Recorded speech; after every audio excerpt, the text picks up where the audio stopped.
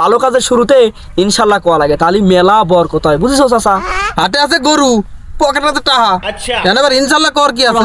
ওই ভুট্টা খেতে না বাঘ আইছে, বাঘ বাঘ। ও বাঘ, ইনশাল্লাহ বাঘের কিছু হবেন না।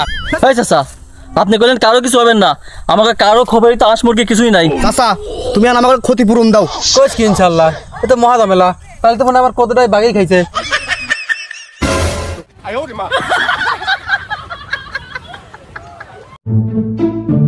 ওয়ালাইকুম আসসালাম চাচা, কোনে যাও? এই শালা, এই তোর থালাম দিছে কিরা রে? আস্তাগফিরুল্লাহ।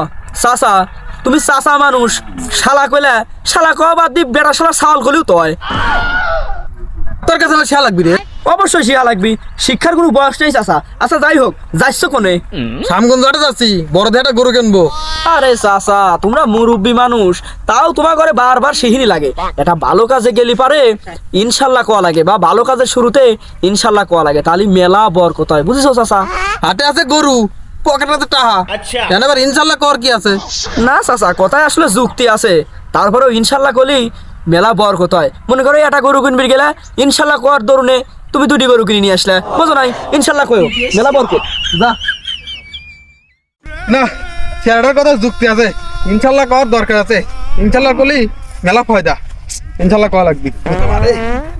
পেটে ব্যথা শুরু হয়ে গেল না, ওই যে বট গাছ আছে, বট গাছ অনেক কাম ছাড়ে, ইনশাল্লাহ ইনশাল্লাহ।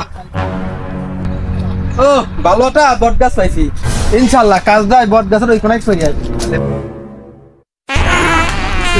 ইনশাল্লাহ পেটটা ভালোই ক্লিয়ার হয়ে যাচ্ছে।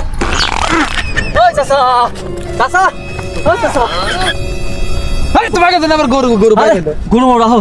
ওই ভুট্টা খেতে না বাঘ আইছে, বাঘ বাঘ। ও বাঘ, ইনশাল্লাহ বাঘের কিছু হবেন না। চাচা বাঘের কিছু হবে না, আমরাও তো জানি বাঘ যদি আমাকে খায় ফেলায়। হ খাইবে তো পারেই, ইনশাল্লাহ তোকে খাবেন না। ও চাচা তাহলে তোমার খাবে নে? এই শালা তো খালি বেশি বদরে। আচ্ছা চাচা, তুমি এলাকা এলাকার মুরব্বী মানুষ, তাই তোমার পারে আমরা ভরসা করলাম না রে চাচা, তাহলে কোনো পদক্ষেপ নিলাম না। হ্যাঁ চাচা, কামান গুলা বারুদ ক্ষেপণাস্ত্র মিসাইল আনলাম না, তোমার উপরই ভরসা। ইনশাল্লাহ কিছু হবেন না, তোরা যা বাড়ি যা, ইনশাল্লাহ কোনো সমস্যা নাই, যা ইনশাল্লাহ ইনশাল্লাহ। হায় আল্লাহ, আমার কত খাইলো কিরা? ইনশাল্লাহ মনে হয় চোরাইছিল, ভাবলাম ইনশাল্লাহ কতটা বেশি অনেক লাভ করবো, ইনশাল্লাহ চোরে দিয়ে দিল। বাস আল্লাহ, ইনশাল্লাহ চোরে একটা কাম করলো না, আরো কটা কত আছে। ওই চাচা, কিরে কেছে? ওই চাচা, আপনি বললেন কারো কিছু হবেন না, আমাকে কারো খবরই তো হাঁস মুরগি কিছুই নাই।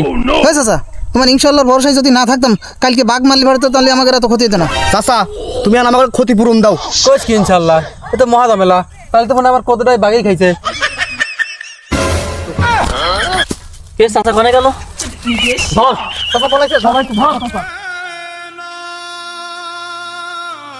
ইনশাল্লাহ কলে বিপদ, না কলে বিপদ, কোন দিক যাব? দাবার খায়া জীবন শেষ। ও চাচা,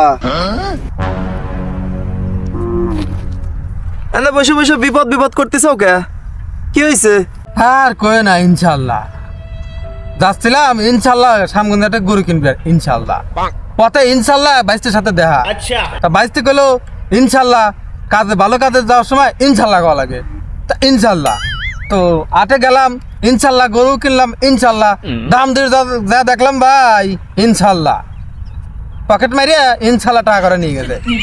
তারপরে আর কি ইনশাল্লাহ কোয়া ধরলাম, সেকেন্ডে ইনশাল্লাহ, তাও ইনশাল্লাহ বিপদ ছাড়ে না, ইনশাল্লাহ সেদিন ইনশাল্লাহ এলাকায় ইনশাল্লাহ মাঠে বাগাইল, ইনশাল্লাহ জনগণ আমার কাছে আসলো, ইনশাল্লাহ আমি বললাম ইনশাল্লাহ ইনশাল্লাহ কিছু হবে না, ইনশাল্লাহ রাত্রি ইনশাল্লাহ বাগে ইনশাল্লাহ মুরগি খাই ফেলা দিল, ইনশাল্লাহ তারপরে বাই ইনশাল্লাহ কদুর খেতে ইনশাল্লাহ কত দেখতেছিলাম, ইনশাল্লাহ তো ইনশাল্লাহ চলে এলো জনগণ, ইনশাল্লাহ কয়ে আমার ইনশাল্লাহ দাবা শুরু করি, ইনশাল্লাহ আইসে জানে ইনশাল্লাহ বসে আছে, ইনশাল্লাহ বিপদ ইনশাল্লাহ পাশে চাইতেছে না, ইনশাল্লাহ। আর চাচা আসলে অল্প বিদ্যা যে ভয়ঙ্কর তোমাকে না দেখলে বোঝা যেত না। আমরা এখন ইনশাল্লাহ বলি ঠিকই, কিন্তু এই ইনশাল্লাহ মন থেকে বলি না। আসলে আমরা মুসলমানরা এখন মনে করি ইনশাল্লাহ বলতে পারলেই বাঁচি, কাজটা হোক বা না হোক সেটা বড় বিষয় না, মনে করি যে ইনশাল্লাহ বললে পারেই কাজটা থেকে নিস্তার পেয়ে গেলাম। কিন্তু আসলে বিষয়টা কি সেটাই? বিষয়টা কিন্তু সেটা না। বিষয়টা হচ্ছে হাদিসে আসছে যে কোনো ভালো কাজের নিয়ত করলে ভবিষ্যতে কোনো কাজ করতে ইচ্ছা করলে সেই কাজের শুরুতে ইনশাল্লাহ কিংবা শেষে ইনশাল্লাহ বললে সেই কাজের অর্ধেক দায়িত্ব আল্লাহ তাআলা নিজের হাতে নিয়ে নেয় এবং বান্দার ইচ্ছা এবং আল্লাহ তাআলার ইচ্ছা একত্রতার মাধ্যমে একটা কাজে সুন্দরভাবে সম্পূর্ণ হয়। কিন্তু আমরা বুঝে না বুঝে এখন মনে করি যে ইনশাল্লাহ বলতে পারলে আমি কাজটা থেকে নিস্তার পেয়ে গেলাম, কাজটা সম্পূর্ণ হওয়া তো দূরের কথা, আমরা আরও কাজ থেকে নিস্তার পাওয়ার জন্য ইনশাল্লাহ ব্যবহার করে থাকি, যেটা সম্পূর্ণই ইসলাম বিরোধী একটা কাজ। সুতরাং আমাদের মন থেকে কোনো কাজের ইচ্ছা জাগলে সেই কাজটা সম্পূর্ণ করার জন্য অবশ্যই আল্লাহর সাহায্য দরকার, আর সেই সাহায্য পূরণের জন্য আমাদের ইনশাল্লাহ ব্যবহার করতে হবে। সুতরাং কাজকর্মের বাইরে উল্টাপাল্টা যে কোনো জায়গায় ইনশাল্লাহ বলেই নিস্তার পেয়ে যাওয়ার কোনো অপশন নাই, যার কারণে আমাদের ইনশাল্লাহর বরকত কমে গেছে। আমরা এখন ইনশাল্লাহ বললে সেই ইনশাল্লাহ এখন আর কোনো কাজে লাগে না। মন থেকে আল্লাহর উপর সাহায্য ভরসা চেয়ে ইনশাল্লাহ বলেন, অবশ্যই ইনশাল্লাহ কাজে আসবে। আগের যুগে যেরকম নবী রাসূলদের বেলায় এসেছে, আমাদের বেলাও ইনশাল্লাহ আসবে। আসলে মাস্টার ভাই আপনার কথা ঠিকই আছে। আমি কারণে অকারণে ভালো কাজে খারাপ কাজে খালি ইনশাল্লাহ কয়ে গেছি, কিন্তু মন থেকে কইনি, আল্লাহ রবের ভরসা করে নেই, ওই জন্য ইনশাল্লাহর আমার বরকত পাই নেই। তো এখনকার যা করবো মন থেকে করবো, মন থেকে ইনশাল্লাহ করলে হয়তো আল্লাহ বরকত দিবে। বুঝলাম, এখন থেকে মন থেকে আল্লাহর উপর ভরসা করেই কাজ সম্পন্ন করার জন্য ইনশাল্লাহ বলবেন এবং স্থান কাল পাত্র ভেদে ইনশাল্লাহ ব্যবহার করবেন। সব জায়গায় সব ক্ষেত্রে ইনশাল্লাহ তো বলতে হয় না, যেটা সম্পূর্ণ কাজ সেটা দরকার নাই।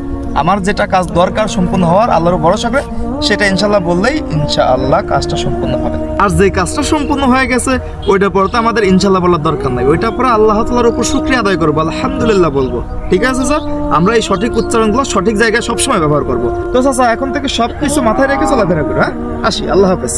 এই যে একটা কথা বললাম এরকম। হ্যাঁ।